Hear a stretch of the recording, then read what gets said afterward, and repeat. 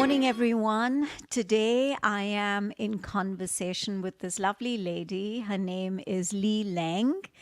And Li Leng is a jumping instructor, and she, in fact, has been doing this since 2015. So, Li Leng, thank you so much for joining me today. You're welcome. Okay, Li Leng, let's talk a little bit about your background, where you grew up as a child, what kind of memories you have about your growing up years. Which part of Singapore were you in? What was your neighborhood like? Just a little background to your childhood. I'm trying to awaken some memories. Okay, my memories are not really very good because I'm quite elderly. All right, I turned 68 this year.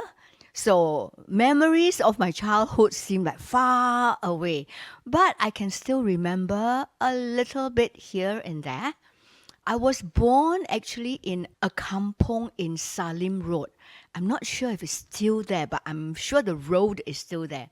At the end of the road was a little kampong. There were only five houses on stilts, wooden houses. Okay. And was there like water? Was it along? No, it no wasn't. water. Okay. Just 5 houses, so 5 families, 5 big families. My family was very small.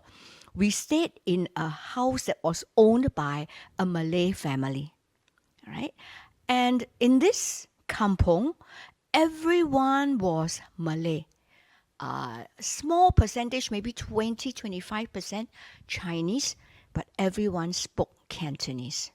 Including the Malays. Yes. Okay. Including the Malays. Okay. So, as I grew up there, I go to school, and the school is just maybe 50 steps away, Canossa Convent. That's where I went to school when I turned 6. All right. And yeah, so that was the time I moved to school, and I just walked to school and I walked back together with my elder sister, who's 2 years older than me. I think about 2 or 3 years later, I could be wrong, but maybe 4 or 5 or 2 or 3, the government said that they wanted to take the land. So they rehoused all the 5 families. Actually, it's more than 5 families. There were 5 houses. But we were rehoused and we moved over to Tanglin Halt. I don't know if you remember. And I lived there for another, I think, 10 or 15 years, all the way through school, through secondary school. In Tanglin Halt, I remember very clearly. We were the first 3 blocks, block 30, 31, 32. And what was the difference between where you were earlier and Tanglin Halt? Was it also a kampong or no? No, it's no, an HDB flat. HDB flats. Yes, okay. HDB flat. I lost all my friends from the kampong because they were all like Scattered. But what I remember is my mother tells me, this house is very expensive. It's $6,400. Was a Can't 3-room even imagine. HDB flat, which Yeah. today people can sell for $400,000-$500,000. But yes, my mother bought the flat for $6,400, and at that time we were very poor. She had to take a 30-year loan on a $6,400 house. And in my house, in the kitchen, there are still those metal grills.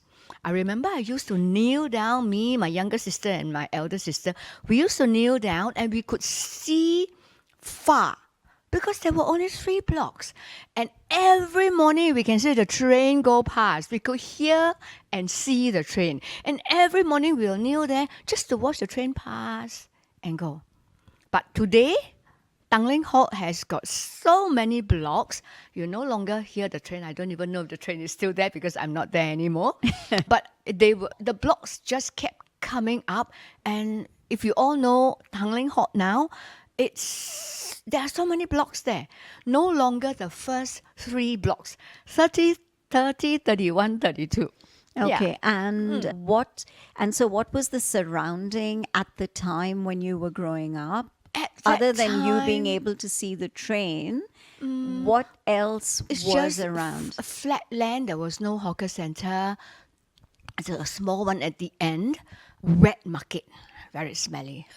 And then there's nothing here, nothing in front, nothing behind. But the church was there, Blessed Sacrament Church.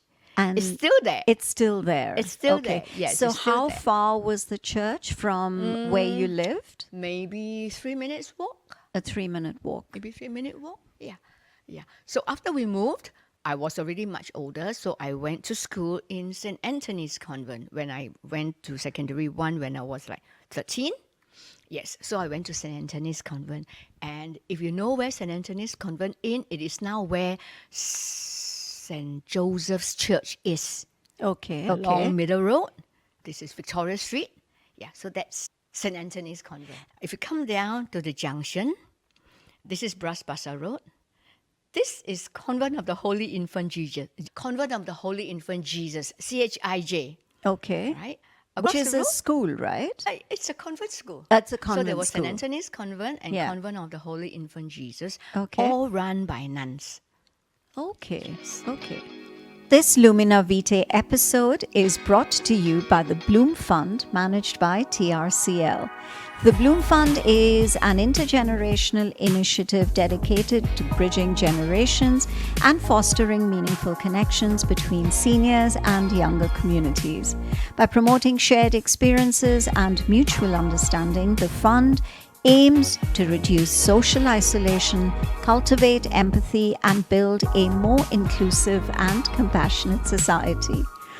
Through strategic partnerships and ongoing research, the Bloom Fund continues to champion innovative arts programs that empower individuals to grow together across ages. Across the road here, St. Joseph's Institution.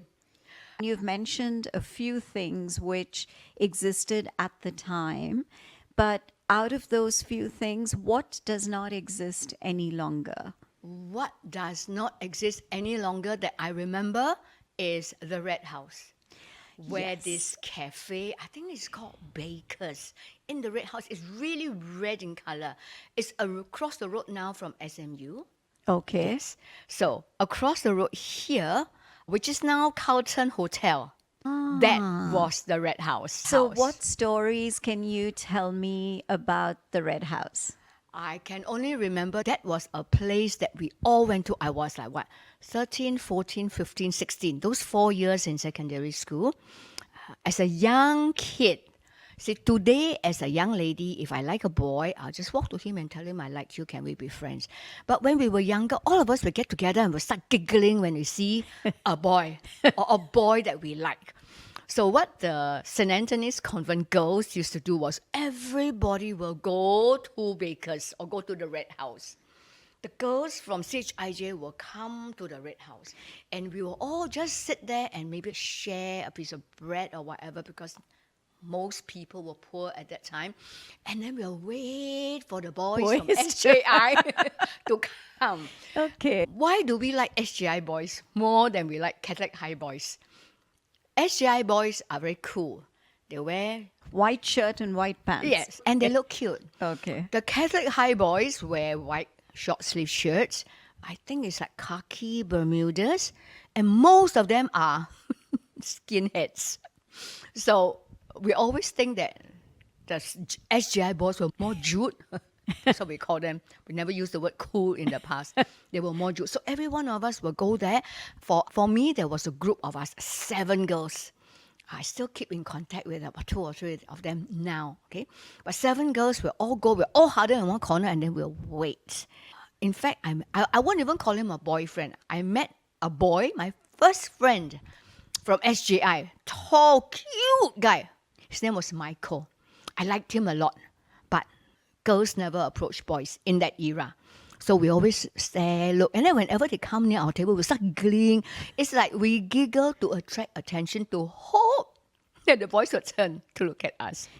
That's if you ask me, that's the biggest memory I have of the Red House because we used to go there so often. Can you describe in detail whatever your recollection or memory is of that space, which now you tell me is the Carlton Hotel? When you walk in, from outside the sun shines, right? So it's bright. And then when you walk in, the first impression you have is, oh, the room is very dark because it is dark.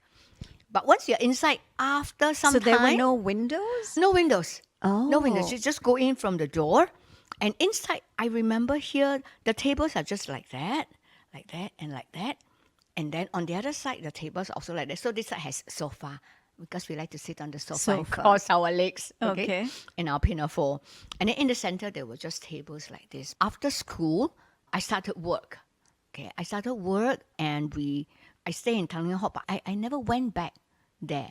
What is your impression? Because Singapore, from what it was growing up to how modern and beautiful, I mean, it's completely transformed as a city. So, and a country. So, how do you think the younger generation can continue to keep the heritage of Singapore alive from all the memories that you have and a lot of the other seniors like you do? This project is doing is talking to seniors like yourself who have such distinctive memories of the past and what the different, probably the area where you lived or some of the spaces that you were very familiar with and now that have transformed into something else, don't exist or still exist, but they're in the background. I'm not really sure, but I know that as a young person today, if you still have your grandparents with you, your grandparents can tell you these stories. Even their mothers, I think, will probably be too young.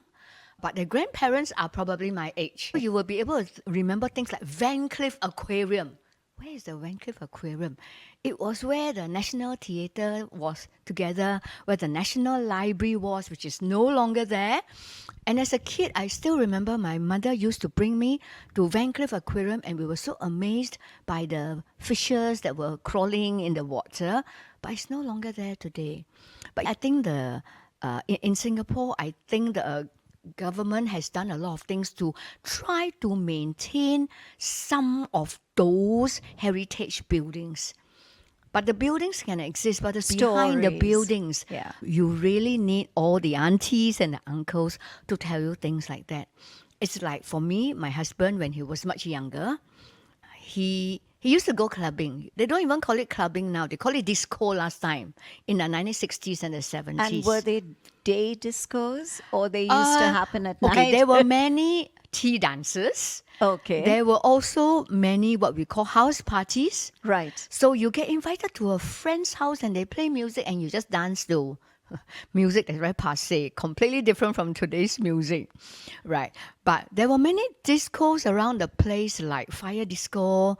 My husband particularly liked one place that is no longer there. It's called My Place. But And people where, my generation will where know. is it? It's where Hard Rock Cafe is now in Cascadian Road.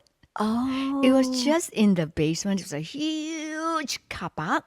You just walk, turn into the car park where all the cars are parked. And then there's a disco. It's a members club. Right. Okay. So when you walk in, they will announce your name if they remember you. And then they spin music for you. And then you just dance. It was there for a long time because I remember I knew my husband. Now he's my ex-boyfriend. I knew my husband in 1979. And that was the place we used to go clubbing for maybe 10 years. So we used to go there, but it's no longer there. I'm sure it closed down already. But Hard Rock Cafe is there now. That's so amazing. Thank you so much, Li Leng. I'm sure a lot of people are now really curious to if those places don't exist anymore, as you've mentioned that some of them don't, to at least maybe look at information on Google. Thank you so much for sharing those beautiful memories with us. And I really appreciate it. Thank you. Thank you so much. Thank you. Thank you, everyone.